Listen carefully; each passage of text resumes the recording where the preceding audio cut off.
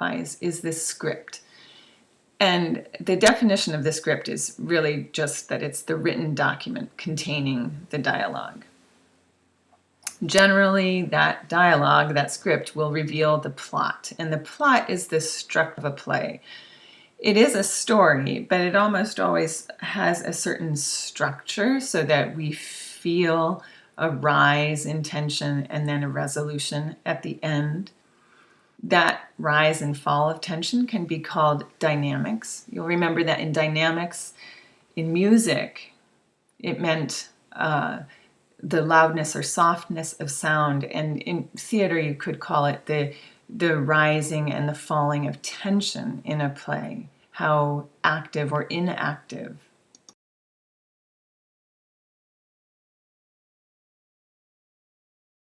actions of a play are.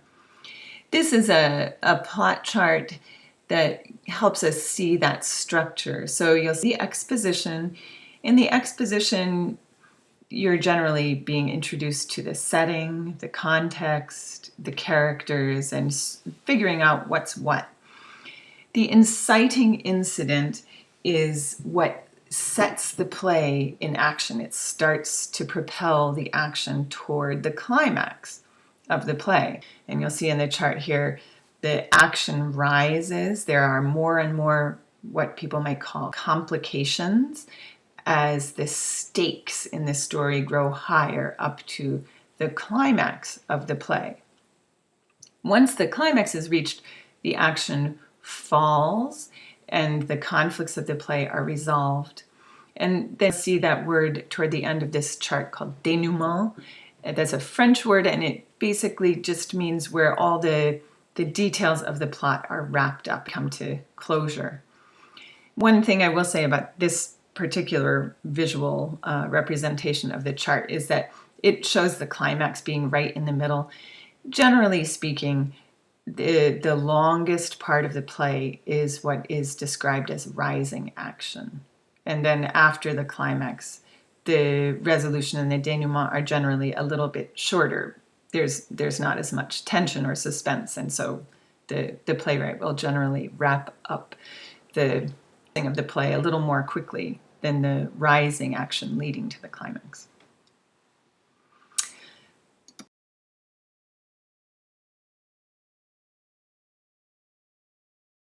The element that Aristotle identifies is diction. Now, he uses the word diction. We'll use the word language because it's more common for our era to describe it that way. The language is just the kinds of words that are used in the script, but it has a huge influence on our experience based on what kind of words are used.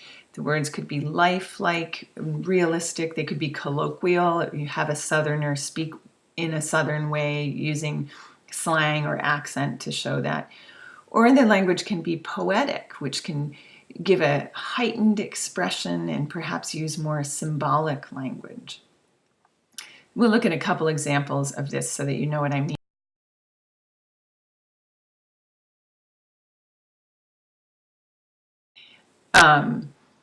August Wilson, we'll talk about a little bit later. We're going to watch one of his plays in its complete form for this theater unit. But he wrote about the African American experience during the 20th century. And in one of his plays called Fences, set in the 1950s, he uses everyday language to emphasize the context and make you feel right where you are. So you can pause here and read this text. I have an example in a few texts where you will hear it spoken.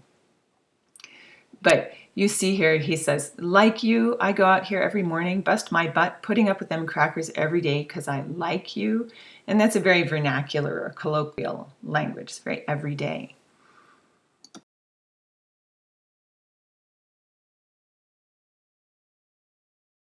Get an example from Shakespeare, who tends to write in a more poetic style, both in the meter and the form of poetry, but also in that heightened, expressive way.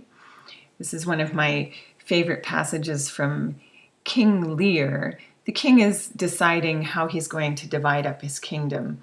And two of his daughters come and are terribly flattering to him, even though it's clear in the play that their love for him is false, and that they're not genuinely loyal daughters to him. Then he comes to Cordelia, and Cordelia says, "Unhappy that I am, I cannot heave my heart into my mouth. I love your majesty according to my bond, no more, no less." It's a very sincere way of saying that she loves him. She recognizes her bond. She recognizes that as his daughter, she owes him a lot. But she speaks more symbolically and more figuratively, that she cannot speak her heart. She cannot heave her heart into her mouth. And then following up with that symbolic or expressive poetic language about her heart, King Lear foolishly disowns her. He doesn't recognize her sincerity. And another character, Kent, speaks the last lines on this slide. He says to King Lear, "Thy youngest daughter does not love thee least, nor are those empty-hearted whose low sound reverb no hollowness." So this is a symbolic or poetic way of saying her heart is full of love, and thus it can't echo. Only empty chambers can echo. So in other words, he's saying that her sisters' hearts are empty, and so they can say these echoing false words of. But Cordelia's heart is full, and so there's no hollowness and there's no echo in it. It's a very poetic way of saying that. He could have said, "Your youngest daughter loves you more than your other daughters." And that would be everyday language, but this is poetic. "Nor are those empty-hearted whose low sound reverb no hollowness."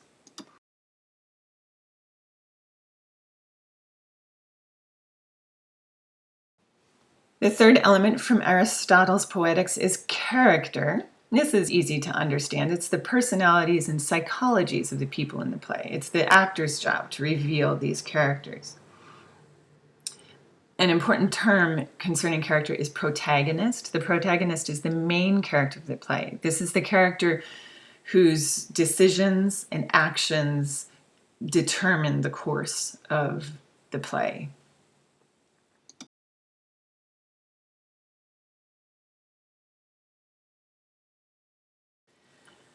Thought is what you might call the intellectual content of the play. We're going to call it theme. This is important. I mentioned it earlier in this presentation that you look for the theme of a play. Don't simply follow the storyline, but try to figure out what issues or what meaning is conveyed. In some cases, the theme can raise more questions than answers. We'll watch The Piano Lesson by August Wilson, and I would say that there are many themes you could identify with in this play, but I don't think that it gives a lot of concrete answers. I don't think it necessarily teaches a lesson or a moral per se, but hopefully it will make you think about gender and race and family history and various themes.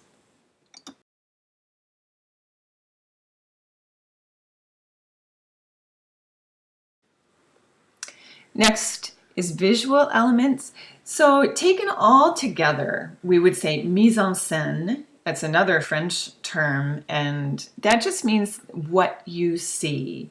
So this list here is helpful, especially when you're writing your reviews. Sometimes we're not really aware of how much our perception is influenced by the decisions made by the scenery designer or the costume designer. So this list can help you be able to articulate or identify what it is that you found effective or not effective in a play that you go to see.